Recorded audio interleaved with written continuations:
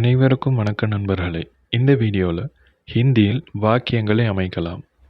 இஸ்மே கியா ஹே, இஸ்மே கியா ஹே, இதில் என்ன இருக்கு?